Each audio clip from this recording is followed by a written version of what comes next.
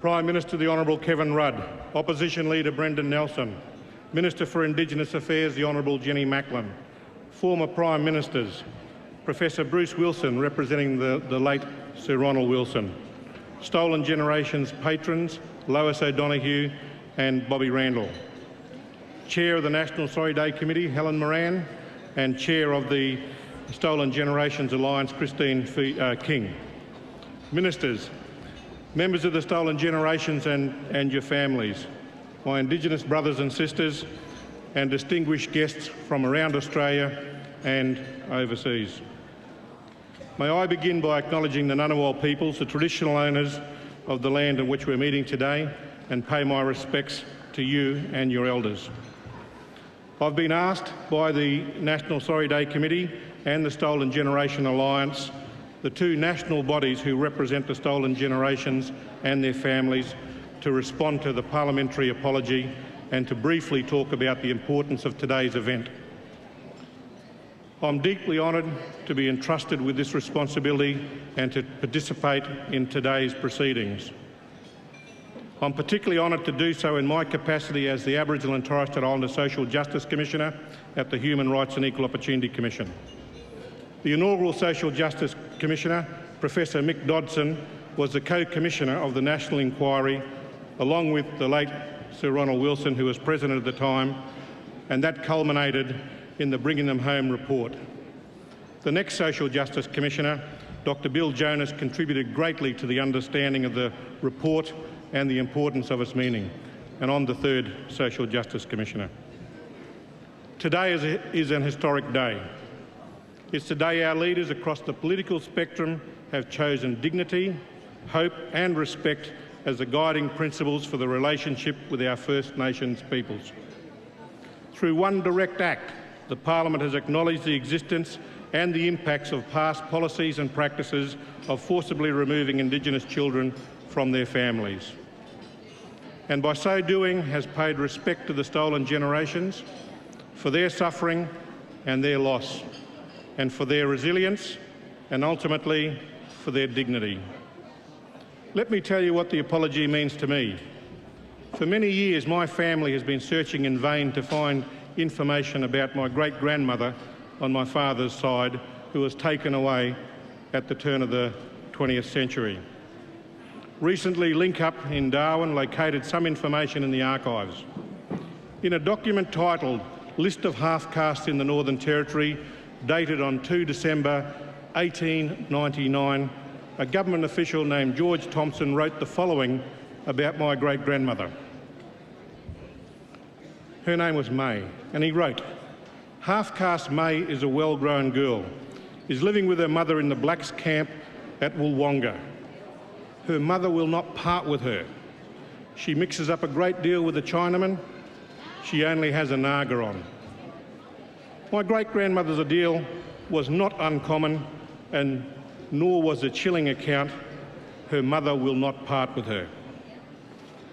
This is not a black armband issue, and it's not an issue of guilt. It never was. It's about belonging.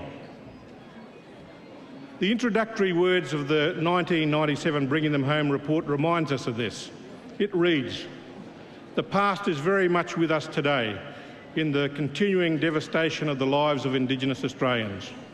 That devastation cannot be addressed unless the whole community listens with an open heart and mind to the stories of what has happened in the past and, having listened and understood, commits itself to reconciliation."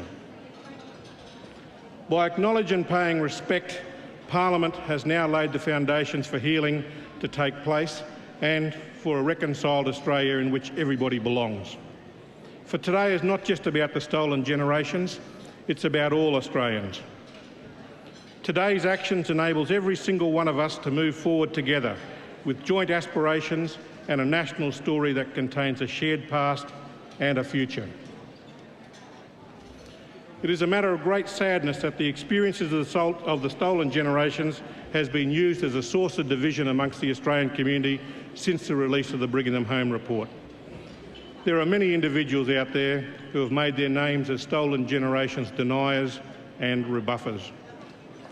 This vitriol has re-traumatised many of the stolen generations. It has cast doubts on the integrity of many individuals and ultimately has denied Indigenous peoples basic human dignity and decency. These are not traits associated with the Australian way, and nor is it any way to respond to human tragedy. Let us feel proud that we are now facing the difficult and dark experiences from our past in order to move on. Let us also feel proud as a nation that we respect our fellow citizens. We care for their plight and we offer our hands in friendship so that we may all enjoy the bounty of this great nation. Prime Minister, can I thank you for your leadership on this issue and for the support and compassion of your Minister, Jenny Macklin. It is far more difficult. Thank you.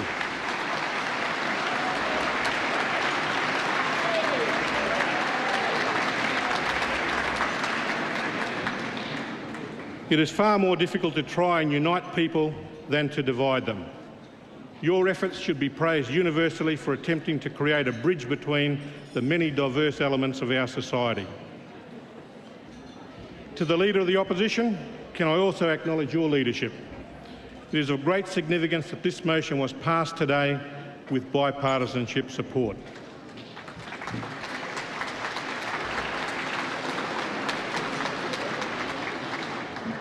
For too long, Indigenous peoples have been used as a political football. More often than not, this has promoted fear, misunderstanding, intolerance and inaction. And it's that inaction that we have to change. And to all parliamentarians I say, let today be a new beginning, not an end point. Last month I facilitated discussions between the government and Stolen Generations groups about the apology. The overwhelming message from these meetings was that this should be seen as the first step in a partnership. The Stolen Generations have needs that have yet to be met, mainly due to underfunding of link-ups and other support organisations. There remains a pressing need for specific assistance tailored to particular circumstances of those forcibly removed from their families. And there are many recommendations of the Bringing Them Home report that have not been implemented. In fact, there has been little attempt to even consider many of these recommendations at the federal or state level in recent years, or for them to be implemented systemically across all jurisdictions. To the Premiers and state and territory government representatives here today, I urge you to join in that partnership to address the unfinished business. Prime Minister, I mentioned earlier that it's harder to try and unite people than to divide them. And this is because people have hope, and people who do have hope also have expectations. The consultations between your government and the Stolen Generations groups identified a number of elements to build upon from today. And these include committing to a partnership with Stolen Generations groups, as well as link-ups and other service providers with ongoing consultation and participation. Committing to a comprehensive government response to the needs of the Stolen Generations as identified in the Bringing Them Home report. And thirdly, adopting a whole-of-government approach across all departments and across all governments to achieve this. And I was very heartened to hear that there is bipartisan support for the commission that you're proposing. And there is hope that today's apology can create the impetus for a renewed partnership between the federal and state and territory governments to fully implement the recommendations of the Bringing Them Home report. It is timely that the federal government take the leadership role in developing a national process to make this happen. Finally, can I acknowledge the support of the many millions of non-Indigenous Australians who have walked with us on the path to reconciliation and justice? And can I pay tribute to the members of the Stolen Generations for your incredible resilience, stoicism and dignity in the face of untold suffering. Let your healing begin and let the healing of the nation begin. Thank you.